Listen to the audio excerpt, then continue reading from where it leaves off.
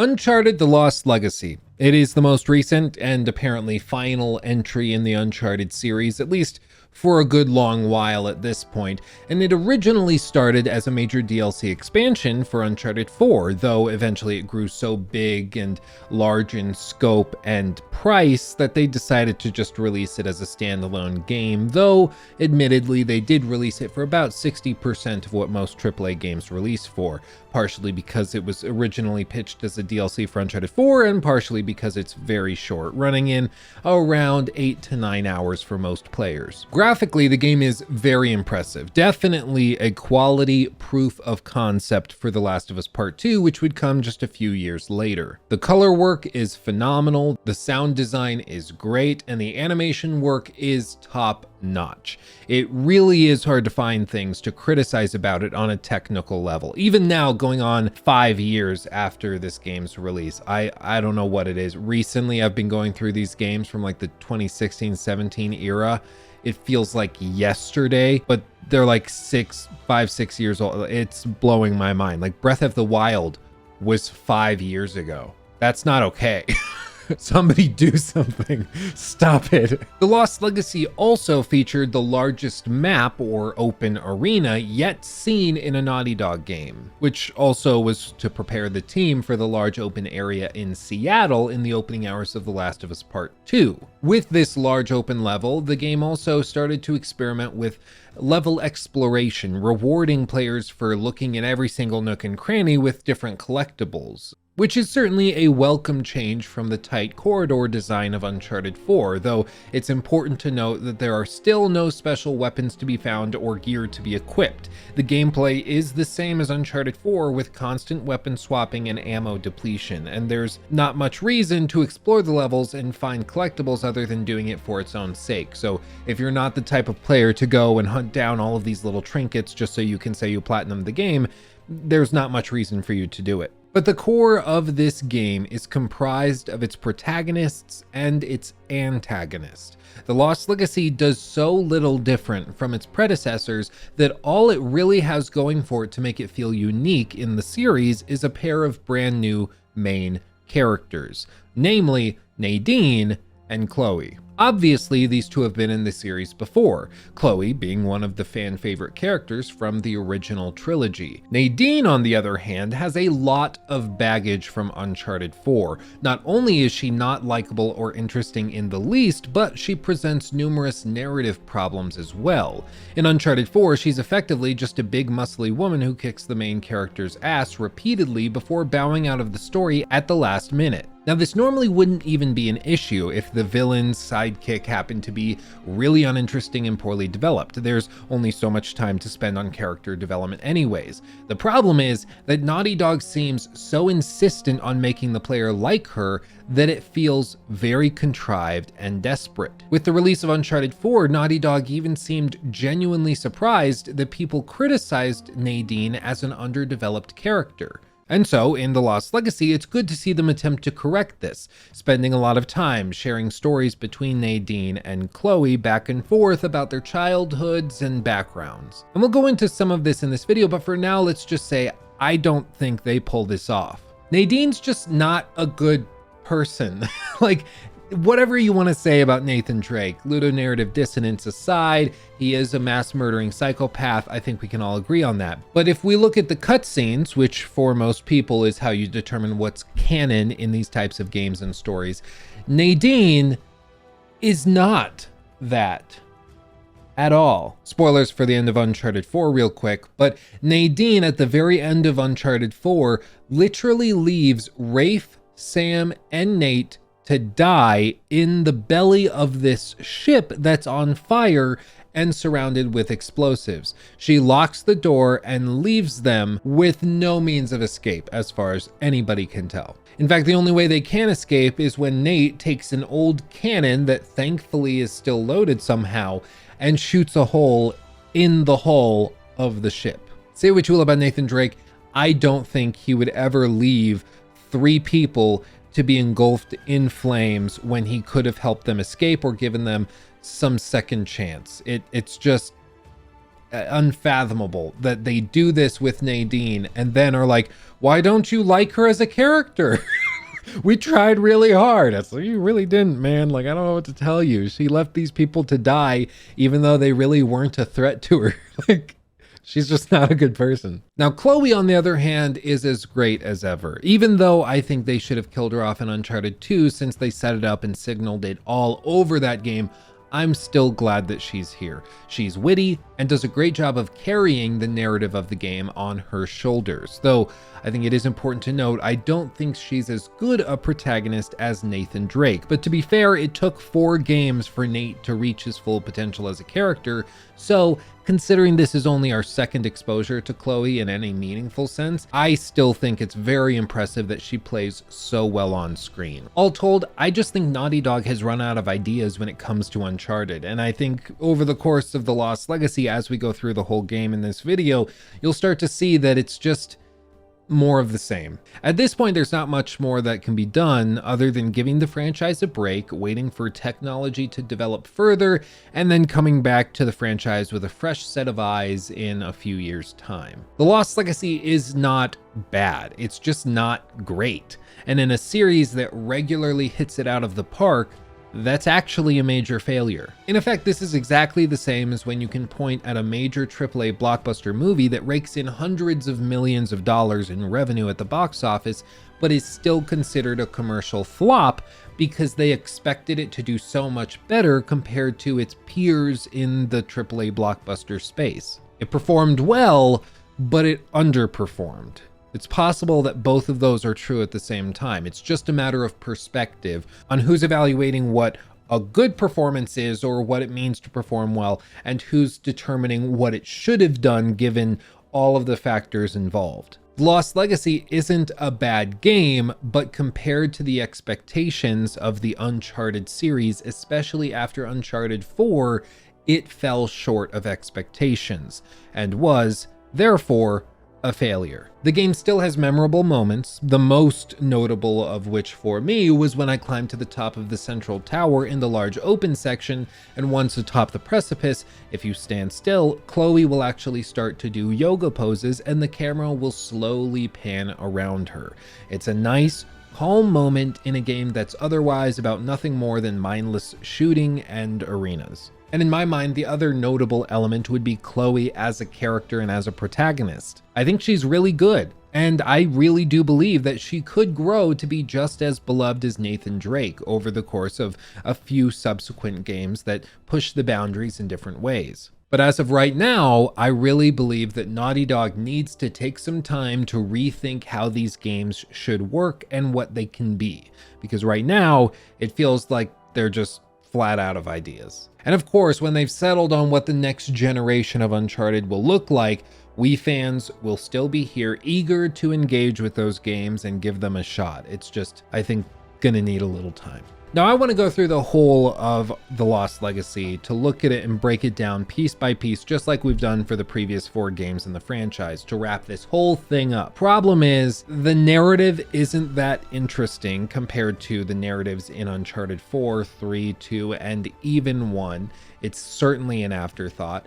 And in terms of overall content, this game is much closer to Uncharted 1 in size and scope than it is to any of the others. So it's a little weird. So instead of delving into all of the minutia, which had comparatively little thought put into it compared to Uncharted 4, we're gonna keep a broader view of the game, go over it more generally, and discuss the broad strokes instead of the individual, I guess, hair strokes, follicle stroke, whatever that would be. Broad strokes instead of the small whatever it would be. As always, thank you to all of these patrons for making these videos possible. You guys are amazing.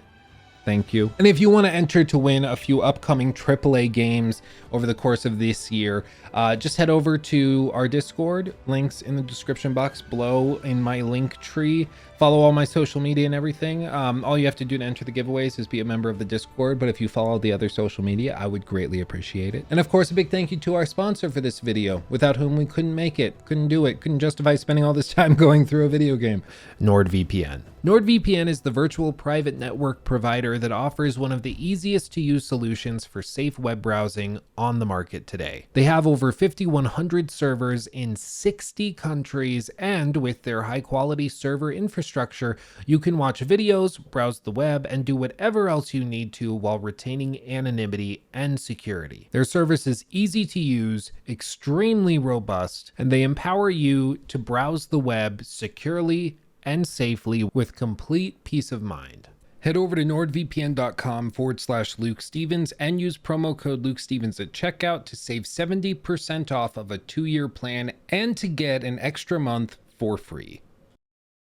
So that's it. Buckle up. Here we go. The Lost Legacy. So the game effectively has 4 main acts. The prologue, what I'm deeming the exploration section, the next chunk, which I will call the big puzzle and elephant, and the finale. In terms of settings, we effectively have 3. We have the prologue setting inside this city, we have the jungle and rainforesty areas in the middle 2 acts, and in the finale, we will spend most of our time following a train around a bunch of tracks and fighting it out in a rail yard. Compare this, of course, to the scope of previous games in the franchise, and it will seem markedly reduced, but I don't want to dwell on all of these little nitpicky details because I just don't think it's fair to criticize The Lost Legacy heavily for being smaller in scope than its older brother, especially because Naughty Dog came out charging less for this game than Uncharted 4. So to come out and be like, see, they went to Madagascar and Scotland and then they went to the Caribbean and they did all this stuff, I just think that's a stupid criticism to levy, so I'm not going to do it.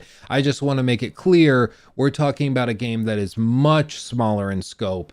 So don't get your hopes up expecting something significantly larger on the scale of Uncharted 2 or 3 or even 4. The first thing you'll probably notice when playing The Lost Legacy is that they introduce you to Chloe right away, and you're exposed to a lot more color and contrast compared to the previous games. Uncharted 4 was certainly not an ugly game, but in terms of art direction, it felt fairly bland. But in The Lost Legacy, they really flexed their artistic muscles here. This opening section is mostly meant to introduce the player to the political frustrations and conflicts going on within India and the city more generally. There are a bunch of insurgents around the city and Indian military soldiers that are trying to keep everything under control.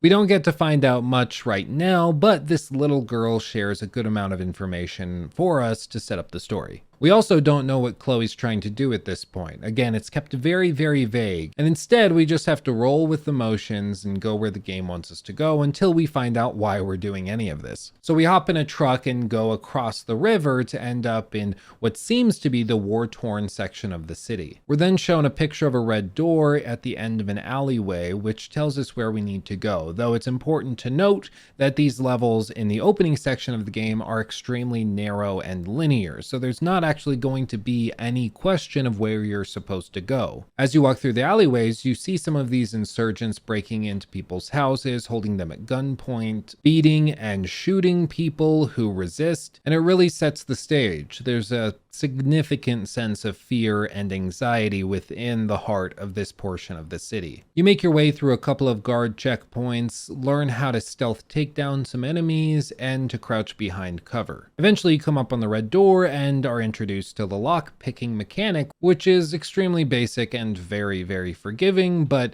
it's not a big deal. You work your way to the top of the building, and when you open the door at the very top of the stairwell, you push your way through some of the clothes hung on the clothesline in front of you. And when you come out to see the city landscape before you, it's all on fire. There's also this really cool shot with a fighter jet coming through and dropping some bombs on the city below. It's very bright, very vivid, almost beautiful if it weren't signifying many people's deaths. This is one of my frustrations, though, early in the game. There's really no context given that's significant about the conflict within the city and country of India here.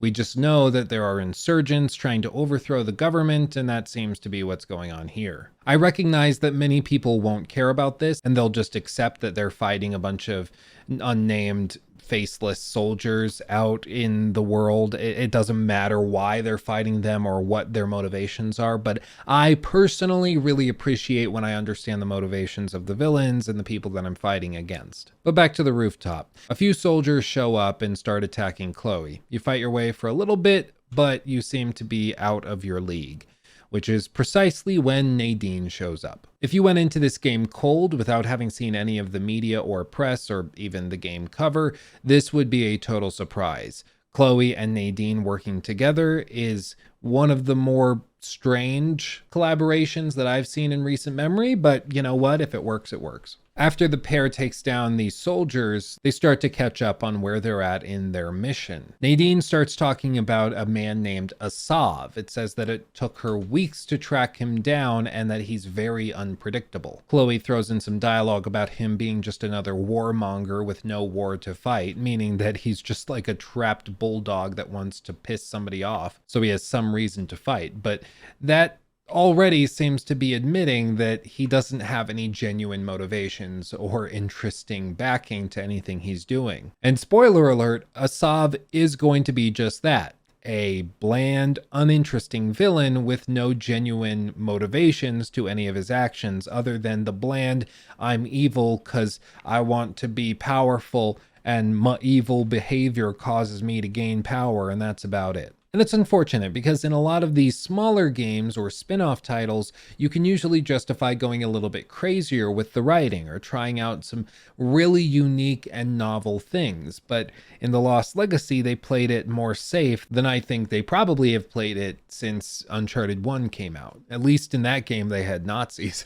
I mean, granted, they were Nazi zombies, but still. The other thing that's established in this initial conversation between Chloe and Nadine is their different temperaments. Nadine is incredibly serious and very difficult to work with. Chloe is perhaps overly relaxed and very akin in her approach to Nathan Drake. And here, two things are also established. Most players are probably going to like hearing Chloe talk and interact with this world much more than they will enjoy hearing Nadine talk about it and navigate it because she's sort of the Debbie Downer of the group. But secondly, it also establishes her character arc. Nadine, over the course of this story, is going to slowly loosen up and learn to be a little bit more carefree in how she approaches these things. Sure, it's predictable, but I don't think it's actually a bad thing to have a plot point that's predictable as long as it makes sense for the characters. It's when you have a predictable plot point that has no basis in the character's motivations and doesn't make any damn sense at all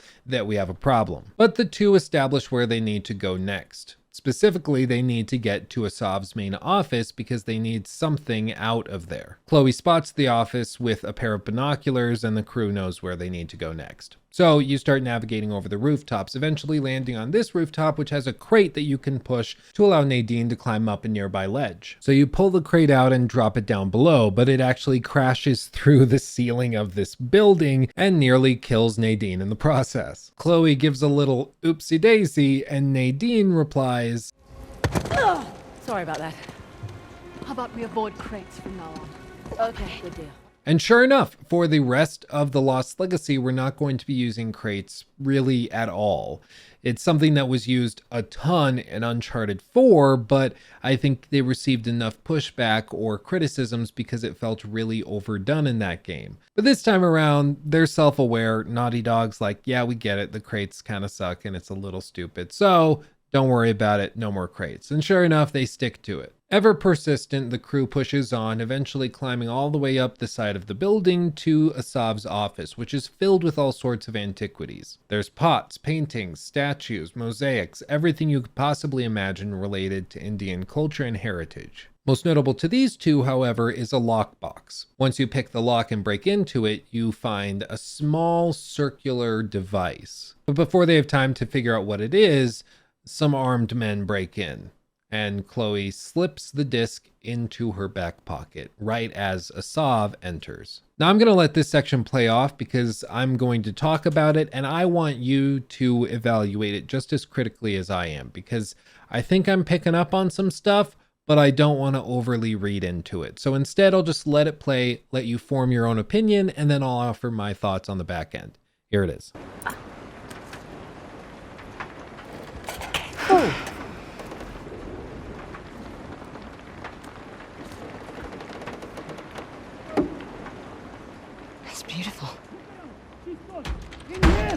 Time to go.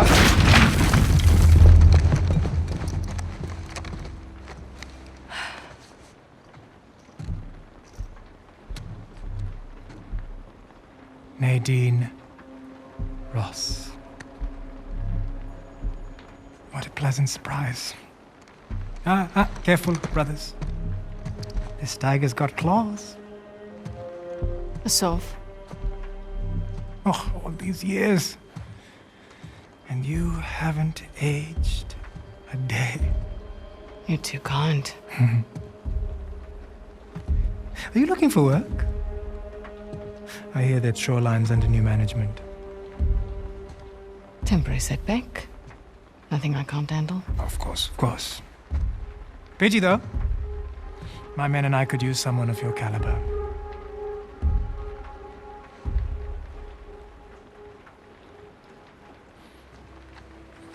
Why are you here? I mean, this isn't your area of expertise. It is a nice collection, I must say. Chloe Fraser, collector of antiquities. A thief? You're working for a thief. Sir, we have a situation.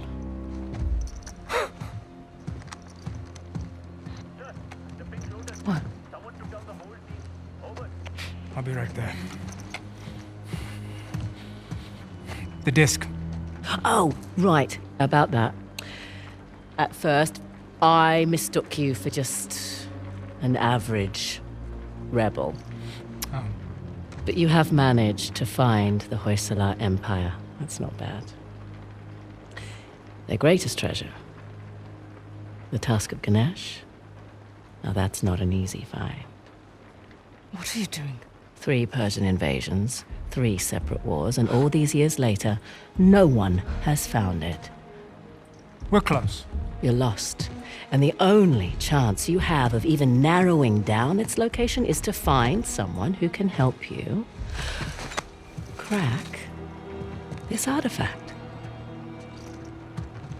Someone with an extensive knowledge of Hoysala society. Exactly. An expert in their culture and history.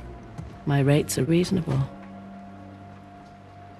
A parasite who exploits our struggle in order to fatten her pockets.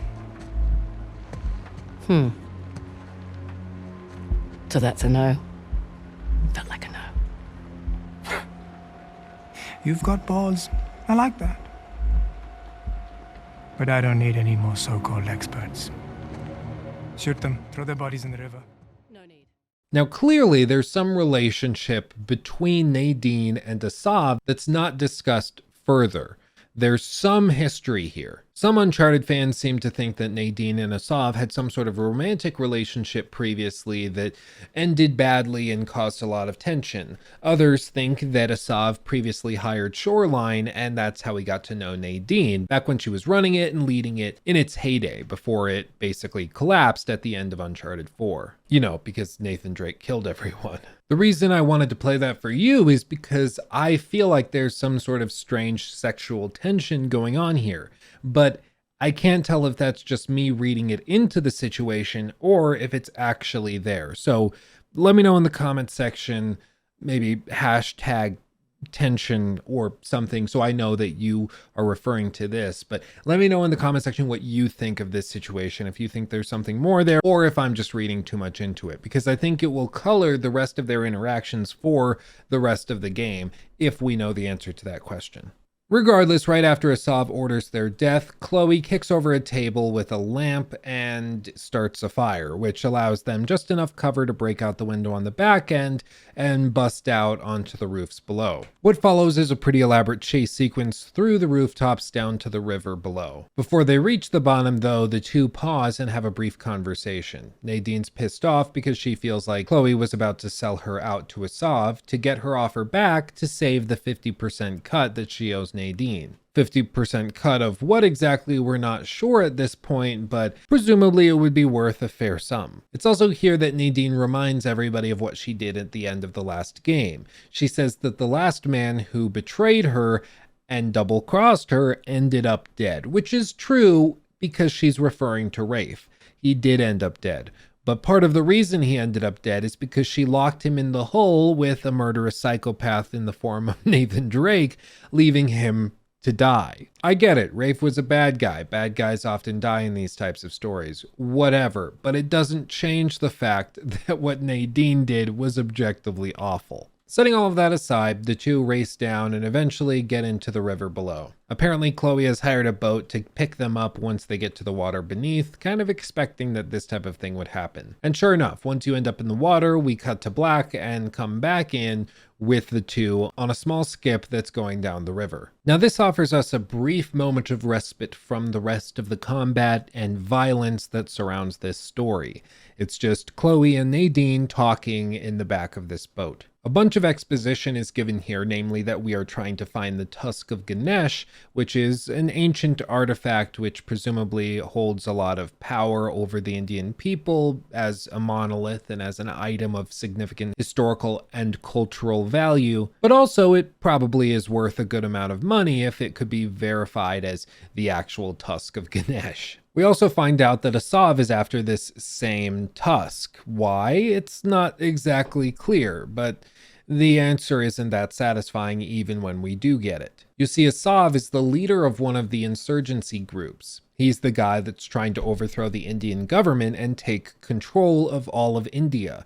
He feels entitled to it based on his lineage, and he feels as though it's his destiny. However, his fights with the Indian government haven't been going well at all. They're effectively at a standstill, but he's slowly losing power as he loses his men and his funds and resources are depleted. So he's desperate for another option. In this case, he's trying to find the Tusk of Ganesh because he feels like it could actually be used to harness power over the Indian people, recruiting more to actually fight his battle with him and motivating them to fight even harder because with the Tusk of Ganesh, he would effectively be proven to the Indian people as the true heir of power, the one that should be in control of the country. Now, once again, this is just another example of a bad guy being a bad guy for bad guy's sake.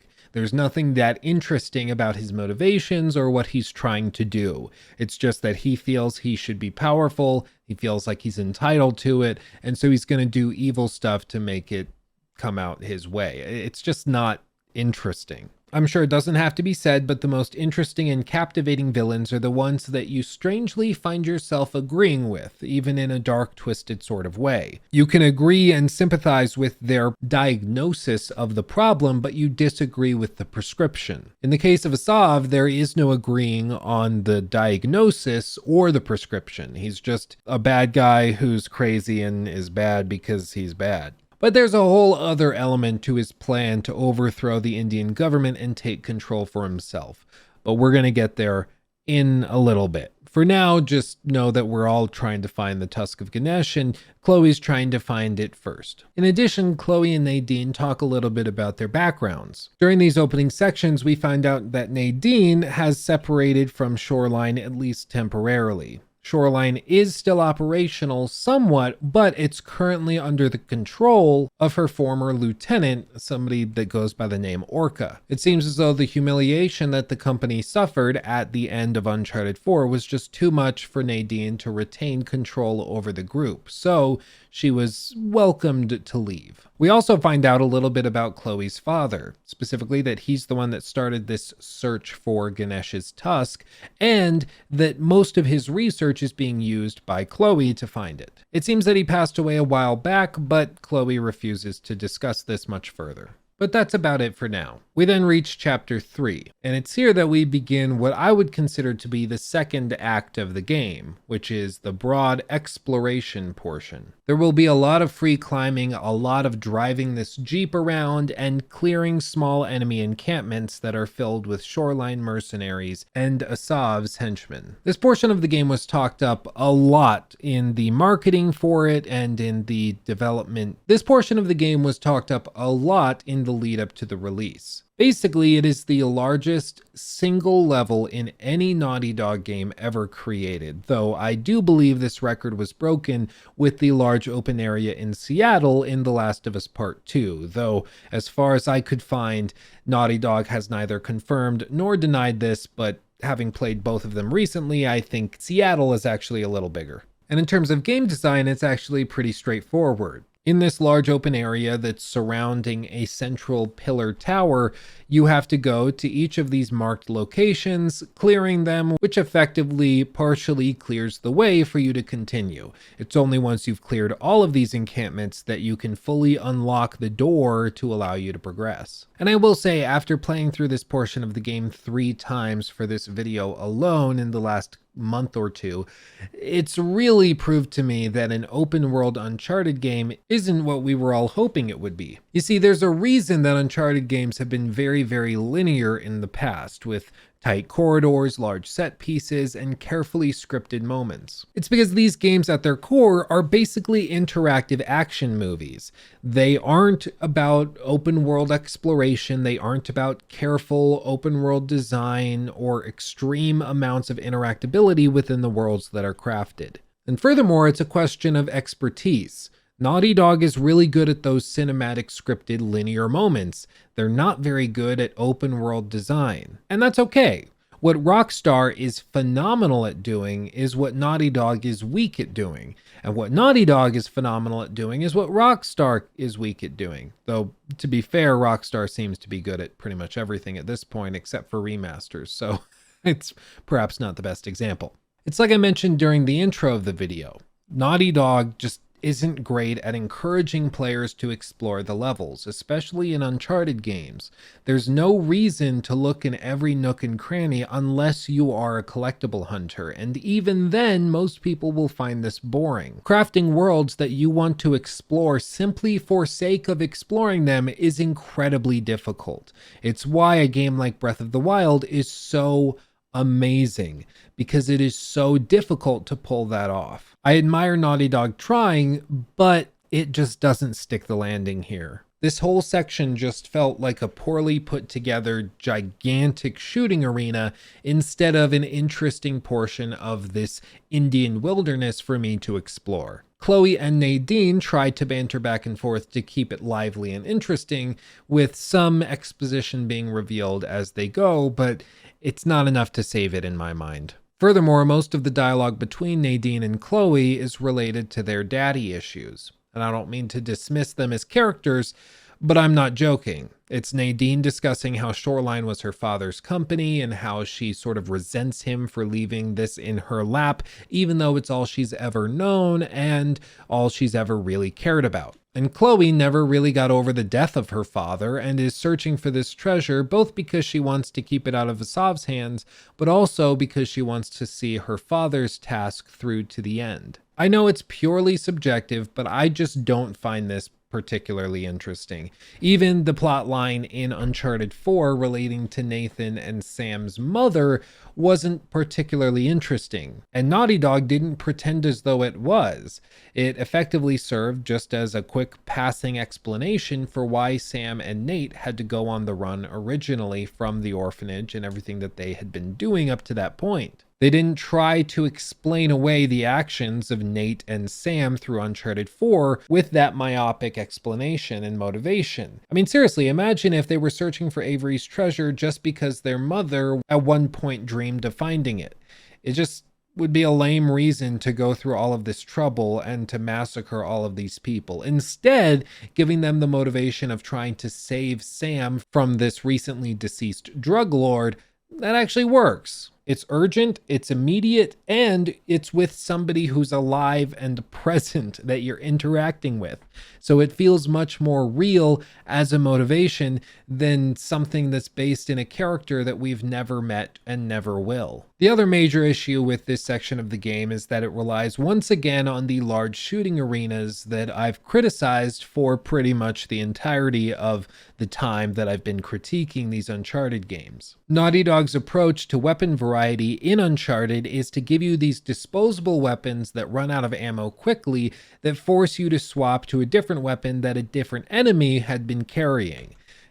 and it sucks. I get it, it's meant to encourage dynamic gameplay, you're constantly swapping weapons so it keeps things interesting in theory, but it just doesn't work for me, especially when you're trying to implement these big open levels and encourage exploration within them. Having set weapons like in The Last of Us Part 2 or the original Last of Us game would be so much better, because you could explore the nooks and crannies of these levels to try and find crafting materials to improve these weapons, or different weapons entirely that could add a new flair to your approach to each of these combat encounters, such as discovering a sniper rifle or a grenade launcher that has very rare ammo, but that you can save for select encounters that are particularly difficult. I get it, not every single game needs to be The Last of Us or needs to be an action RPG, but there are certain mechanisms and mechanics that just work better than others. And in this case, the approach Uncharted takes screams 2006 in my mind. It's just bad and feels outdated. There's no other way I can put it. And I could rant about it for an hour, but I think I've proven my point, especially if you've watched all of my critiques on the Uncharted series up to this point, in which case you'll be sick and tired of hearing me complain about this. But far and away my favorite moment in the entirety of The Lost Legacy is this moment right here. You can climb up this central pillar at the middle of this open world area. You have to go to this broken door, climb up it at just the right angle, and then climb around this chipped out portion of it. But once you do so, you can actually climb onto the very tippy top of the tower, and when you stand here, the camera will start to pan around Chloe. It's pretty cool. Chloe will even throw out a line of dialogue saying that she could stay here all day. So I decided to take her up on that, just taking in the view. And I discovered that if you actually just sit here and do nothing for about a minute, Chloe will actually start to do yoga poses. She sets her gun and everything else down next to her and starts to do these poses as the camera pans out and slowly circles her. It's beautiful, it's peaceful, it's calming. This is far and away the most memorable moment in the entirety of The Lost Legacy for me. I loved this. It just goes to show you, sometimes the best thing to do is to give players a break and just allow them to take in the art and the scenery that you've presented. You don't need to fill every nook and cranny of the game with violence and combat. You can take a breather, and it's okay. And often those breathers will be more memorable and enjoyable for the player than the non-stop adrenaline rush of gunfire. But when we finally have had enough, we move on. After you've cleared all of the encampments in this area and collected whatever collectibles you want to find, you can move on. And it's here that we enter the third act of the game, which I refer to as the big puzzle and the elephants. This is because the only two things that are really memorable or interesting in this entire act of the game that spans multiple hours is a big puzzle and a bunch of elephants. There are some other events that take place, such as Asav getting the jump on Chloe and Nadine in this area. It leads to a brief fist fight. I mean, I get it. He is a mercenary, so it makes sense he's good at fighting, but he just wipes the floor with Nadine and Chloe. Like, it's not even close. And again, normally I wouldn't have an issue with one boss or character beating up another character, but in the last game, Uncharted 4, it was established that Nadine could take Sam and Nathan Drake on by herself single-handedly and kick their asses. Nathan and Sam Drake are very fit and very experienced in combat. The idea that she could wipe the floor with them so easily was kind of ridiculous. And in this game, we have Chloe and Nadine once again fighting Asav, and he wipes the floor with them. It just goes to show that Naughty Dog isn't actually too concerned with what makes sense in terms of combat in these cutscenes. They're more concerned with what serves the narrative purpose for that given moment. In Uncharted 4, they needed Nadine to kick Sam and Nate's ass so that she would be justified as a worthy companion to Rafe and somebody that deserved attention in the grander scheme of the story. And in this case, they have to show that Asav is an actual threat, and on a more metaphorical level, that Nadine and Chloe are outmatched. But there's two main set pieces in this act of the game. The first is with an elephant. You find one trapped underneath some rubble. Apparently the explosions that Asav is setting off caused some part of this ancient structure to collapse on the elephant. It's not really clear, but what is clear is the elephant is stuck. So Nadine and Chloe push it off and free the little guy. You then get to ride on the elephant as Nadine very excitedly spits off a bunch of animal facts as you ride through this calm, solemn section. It is one of the more humanizing moments for Nadine. She seems to be a little bit of an animal nut, and it's cute to see. Plus, I mean, what other game have you played where you can ride on an elephant with your friend? Like, what has that ever happened? But the entire moment is almost completely spoiled by yet more discussion of parental issues. Again, I get it. There's actual trauma here. Chloe is very sad that her father was mauled by bandits who raided his camp. I get it. It makes sense. But it doesn't change the fact that we haven't met Chloe's father. We don't know who or what he was. And on the most basic level, there's no reason to be emotionally torn apart by this. We can empathize and feel bad for her that her father died, but in terms of motivating the player, it really doesn't do much. If we were given a couple of cutscenes or flashback sequences where we got to meet her father and see them interact, that could have done loads to make this work far, far better. But instead, we just have to imagine it, and that's just not very effective in terms of implementing this character into the story.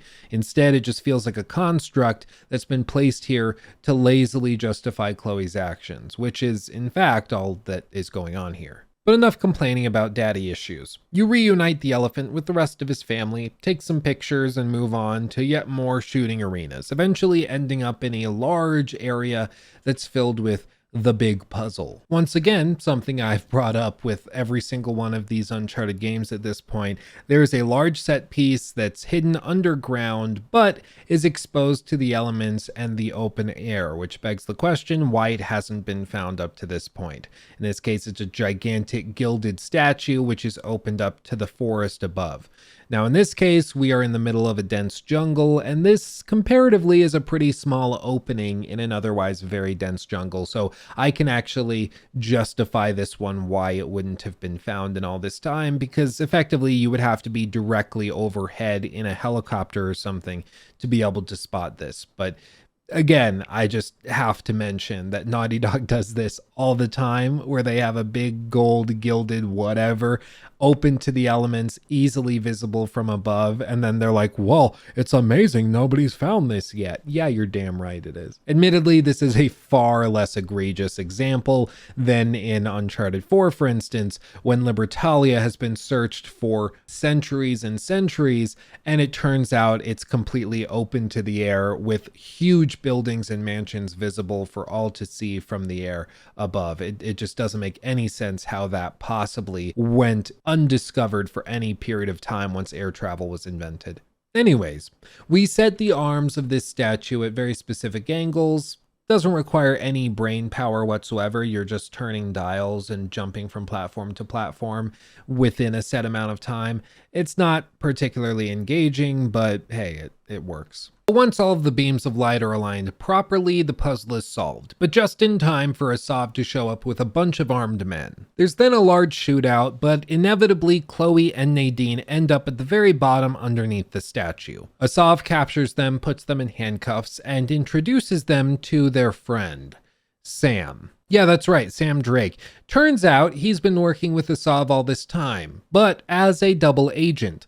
Chloe helped him get a job with Asav as his historical expert, who Asav has been referencing through the entire game up to this point. Asav thought that Sam was going to help him discover the Tusk of Ganesh first, but in reality, he was actively sabotaging their efforts. In effect, he was a mole working for Chloe and Nadine the whole time. He would send Asav on wild goose chases, so he would waste time, money, and resources on frivolous pursuits, giving Chloe and Nadine more time to discover the treasure for themselves. Though it's probably fair to say that Chloe didn't tell Sam that she was working with Nadine or vice versa. But I'll be honest, When I first played through this game, and even today, I can't come up with any other reason that they would have brought Sam into this story other than that they felt that Chloe and Nadine weren't doing a good enough job to carry it through to the end. If they just wanted to introduce another character, why not just introduce another character? Sam really doesn't serve a narrative purpose in this game. He doesn't have a significant role whatsoever, and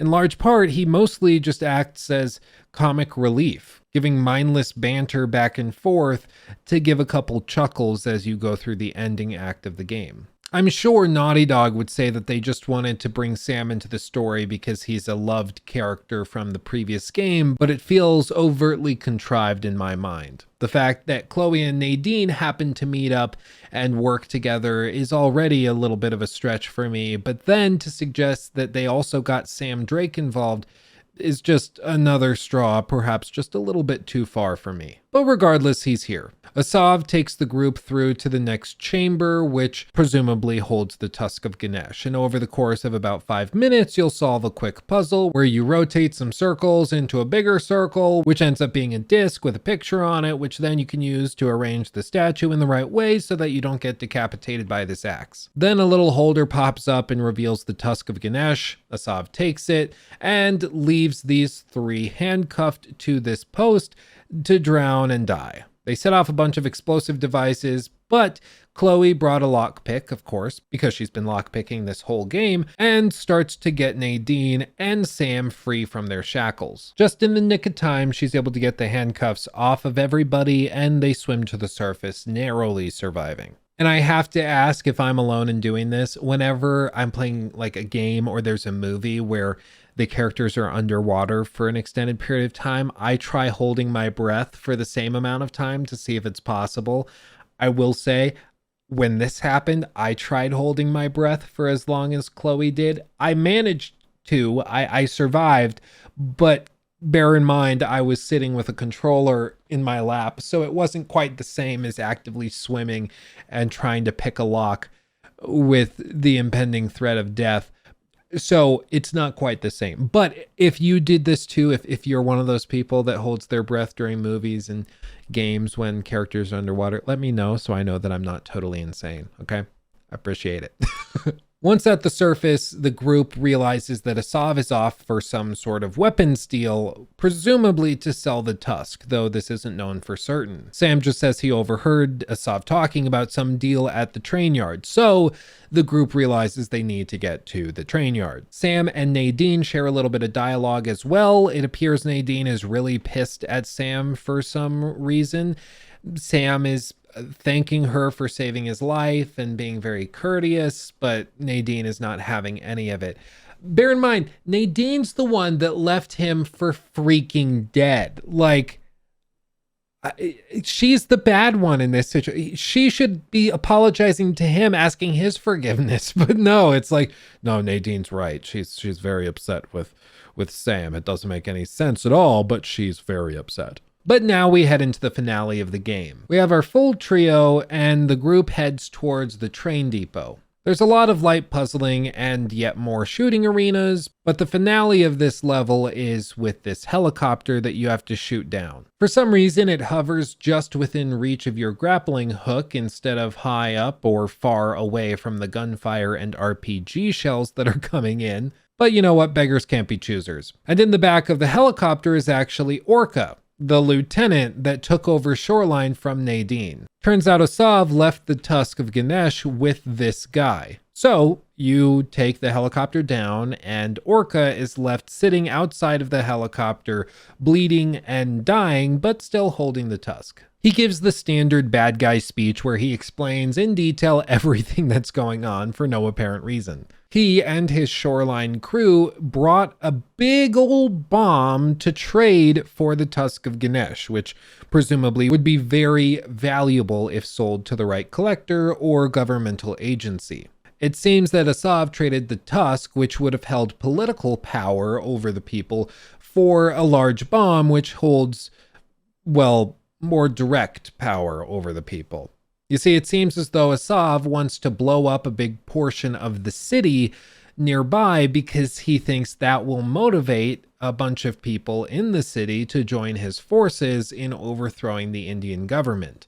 In other words, he wants to set up a false flag operation, similar to what Hitler did in Poland in 1939. It sets off the bomb in the market of the city, kills thousands of civilians, but can blame that bomb on the government and say that if the people of the city want to prevent this from happening again, they should join his forces and fight the government which caused this to happen. Even though, it was him all along, but they don't know that. What commences is basically a reskinned version of the sequence from Uncharted 4 in Madagascar, specifically the section when you're running away from the tank and trying to get to Sam as he's chased by hordes of enemies. And it's also mashed up with the train sequence from Uncharted 2. It sort of is a victory lap of Naughty Dog Uncharted game design. All of these big set pieces and impressive technical accomplishments are put forward here, and it's done just as well as it was before, and that is to say very, very well. And I wish there was more that I could say about it, but it really doesn't do anything notable or interesting in comparison to the previous games. It's just more of the same. Again, the tail of the tape when it comes to the Lost Legacy. Chloe and Sam do stop off to try and divert the train onto a different set of tracks that will lead it away from the city. And they succeed in this, but it diverts the train towards a bridge that's partially collapsed, meaning that the train is just going to go straight off the edge. Even so, the crew continues to push up towards the front of the train to try and get to the bomb. Once there, they meet Asav and have a fist fight which ends markedly different than their last one. Asav gets the ever-living crap beaten out of him, and eventually they kick him so hard that he backs into the bomb. It falls off the stand that it was resting on and falls on his leg, trapping him in the train car with the bomb that's about to go off a giant cliff. So then you run, trying to escape the train as it slips off the tracks into the river below, narrowly escaping and grabbing a beam with your grapple hook. As Chloe and Nadine hang, with Sam catching up from the train track behind them, the bomb that Asav bought goes off, incinerating him and causing many fireworks for all to see. Though I hate to be this guy, this bomb isn't that big. They said this thing would kill thousands, and I get it was underwater partially when it went off, but this really isn't that big of a bomb. I've watched Mythbusters when they blew up that cement truck. I've seen what a real bomb can do when properly implemented, and this thing surely was more powerful than that cement truck bomb in Mythbusters. So I just don't buy that they would be able to be this close and be totally fine if that bomb presented any significant threat to any number of people. It's just really underwhelming. I don't know how else to put it. This explosion is just underwhelming. Regardless, the crew then sits on the train tracks overlooking the city, confident they've just saved the day, and they're left with the Tusk of Ganesh, so they got everything they possibly could wish for. It is a nice change of pace from the previous games, when Nathan Drake never seemed to get any amount of treasure out of any of his escapades, even though he was successful in tracking it down. And then the credits roll, and that's the game. There is a brief post-credit scene where we see Chloe, Nadine, Sam, and the little girl from the very beginning of the game eating pizza. This is a reference to the very beginning of the game when Chloe said that if this little girl helped her get into that truck to cross the river, she would give her pizza when she returned. And so it's a good touch. Tell you what, when I get back, pizza's on me. Deal? Deal. And then we go to black and the game is over. And that's the Lost Legacy. There really isn't that much to say about it, although this video is very long at this point, I grant you. It's just more of the same. I think it tried to do a few things interestingly by putting these characters together we never expected to see together, like Chloe and Nadine, Sam and Nadine, Sam and Chloe. And in that pursuit, it's relatively interesting, but it doesn't change the fact that I think Nadine is painfully uninteresting as a character writ large. It's not because she's a woman. It's not because she was introduced in Uncharted 4 in a rushed way. I think it's mostly because she's a mercenary, and mercenaries tend to just not be very interesting as characters. It's as simple as that. And over the course of this game, she eventually gives up all care for Shoreline. At the very end of the game, she even says that she's walking away from it entirely, which shows at least some character arc has taken place. And so I'm confident in a future game, if they gave her another shot, now that she's just a treasure hunter, she could actually end up being fairly interesting, and she could be somebody who loosens up and is a little more fun to engage with. But at the start of the game, and for the majority of Uncharted: The Lost Legacy, she's very stiff and doesn't engage in any sort of fun or playful way like Nate did, like Sam does, like Sully does, or Elena does. She's just stiff. And in comparison to Chloe, who is very loose and similar in approach to Nathan, which is why they work so well together in Uncharted 2, it just comes off even worse because you're constantly reminded at how stiff Nadine is. And Sam is, well, Sam. He's fine. I think there's nothing wrong with him, but his presence in this game just feels very contrived and like it was put together to help carry the game across the finish line. And I actually have a theory for why Naughty Dog is constantly putting Troy Baker's characters into games, even when they don't seem like they are particularly appropriate or that they naturally come out of the story. And I really think it's just because they love his performance. Specifically, Neil Druckmann loves Troy Baker as a performer, and I don't blame him. Even though Troy Baker, as far as NFTs are concerned, seems to be a few lettuces short of an allotment, for lack of a better term, he does perform very, very well. He did very well in Uncharted 4 and, of course, The Last of Us Part 2. But what seems to be the case is that Naughty Dog likes Troy Baker so much that they effectively want to keep him on the payroll so that he doesn't go off and do other projects when they need him.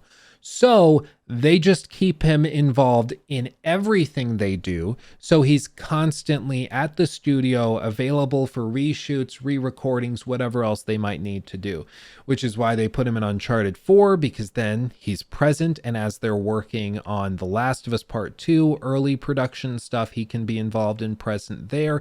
Whereas if they did The Last of Us in 2013, didn't bring him in for Uncharted 4, and then brought him in for The Last of Us Part 2, we're talking easily 5, 6, 7 years between the time that he would be working with the studio from one project to the other. And I just don't think they want to do that. So they sort of force Troy Baker into these roles, even when that role doesn't make a lot of sense in the story. Sam, as a character in Uncharted 4, was contrived, seemingly to give Troy Baker a character to play in the game because they wanted Troy Baker in the game. Everything about his character doesn't make sense in the context of Uncharted because he's never mentioned in the first 3 games. In fact, there's lots of evidence that there was no brother ever planned in the franchise prior to Uncharted 4 because characters such as Marlowe, who have a vested interest in bringing this information up, especially in that scene where she's revealing all of the information about Nate's life and his mother and everything. She never mentions a brother, even though she definitely would know about that if he existed at that time in the creation of the games. So he was created just for Uncharted 4 to give Troy Baker a role to play so he could stay on the payroll, as far as I'm concerned.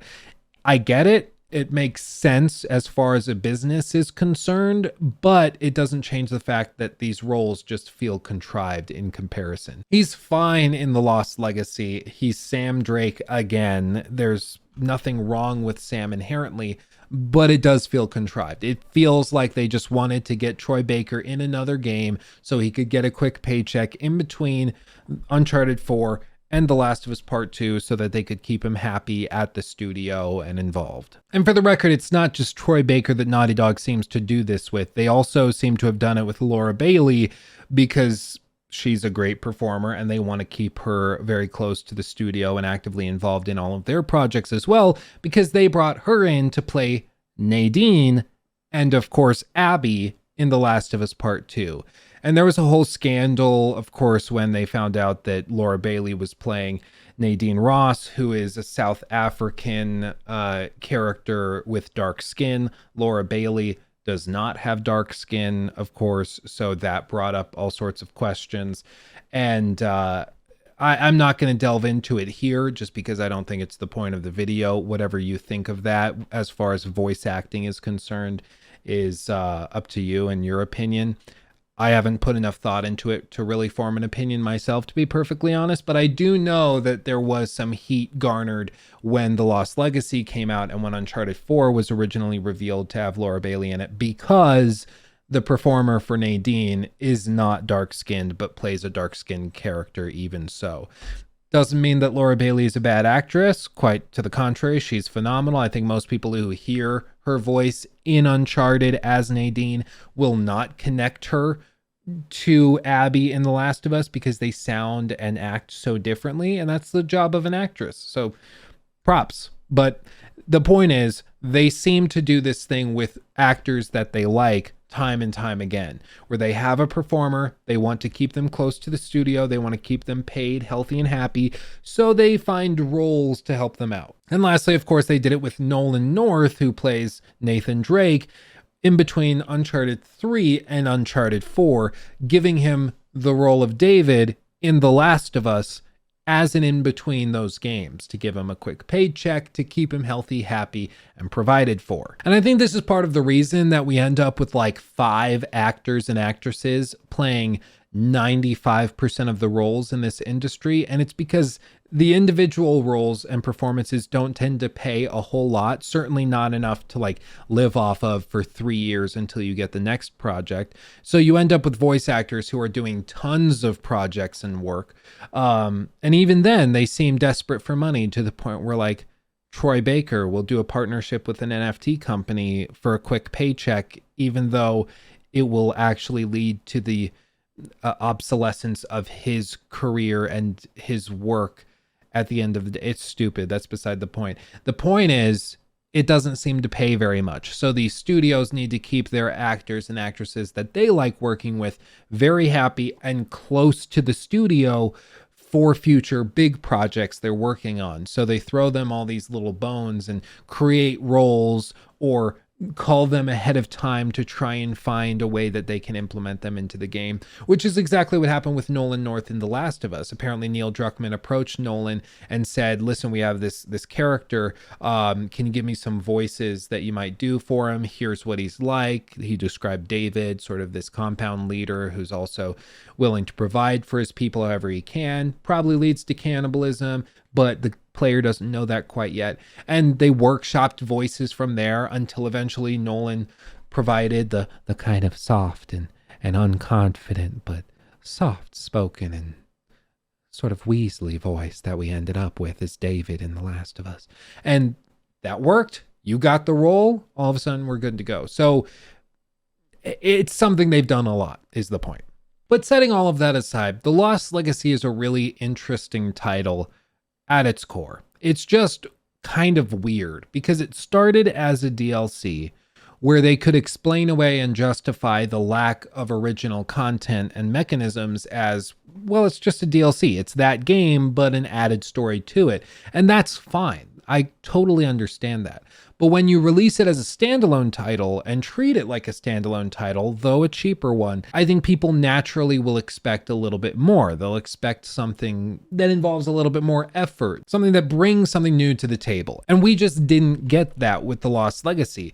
It is through and through a continuation of everything that the first 4 Uncharted games did. It refuses to do anything really different, and even the final act is comprised of a few staple events from the previous games. The train sequence, the car chase sequence, big puzzles, nothing new. The narrative itself isn't particularly interesting, with Asav basically just being a big bad guy who wants to do evil things for evil reasons. He wants to rule India and is willing to do whatever it takes to accomplish that end. And while I can understand a character wanting to do that, it doesn't make them interesting. Just because you can explain it in the story doesn't mean that that thing you've crafted is interesting. It's something that so many people who I've seen in the comment section seem to completely miss and look over. It's like when I criticized the writing in Death Stranding, how certain elements of it were just bland and boring. And that was clear to see. People said, well, there's an explanation in the game's story or in the game's world for why that happened. It doesn't matter. If it's uninteresting, it's uninteresting. I can write a story that's perfectly justified with all these weaving motivations and intentions that's about paint drying And that's all the story's about. It makes sense in the world, it's justified in the world I've crafted, but it's still boring. It's up to the writer to create situations that are captivating and that draw the viewer in. And if they fail at that, that's on them. It doesn't matter how well it's justified or explained in the world, or if the motivations make sense or don't. If it's uninteresting, it's just uninteresting. So like I said at the very beginning, I think The Lost Legacy isn't bad. It's just okay. And in a series and a franchise that's known for pushing the boundaries and doing crazy things that nobody saw coming, that's really disappointing. Even if it is just a DLC, even if it is a spin-off that costs less, it's still disappointing. While I think it was a fun experiment, I think it was just that, an experiment. And it failed largely to demonstrate that the series can currently continue on without Nathan Drake and without any significant changes. Naughty Dog needs to take some time, probably 5 to 10 years off of this franchise, to reevaluate and come up with what the next generation of Uncharted games really looks like and plays like. Because everything we've gotten to this point, while it's been fun, has been played out and drawn out. And I think they need to come up with something fresh. And as I said at the top, when they do so, we fans will be here eagerly awaiting and ready to play. But in the meantime, we'll just have to sit and wait for whatever comes next. Thank you for watching. Like the video if you enjoyed it. Leave those comments down below. I really look forward to reading those. And again, join our Discord if you want to enter automatically to win a bunch of free games. It's just my way of saying thank you for being a subscriber and awesome and supporting me doing my dream job. It's just my way of saying thank you. So check that out. Links in the description at my link tree. Share this video with friends if you don't mind. It actually really helps when you guys do that. Share it on Reddit, other Discords you have. I would really appreciate it. But that's it for me. Thank you for watching. I love you all more than you could possibly know, and I'll see you in the next video. Peace out.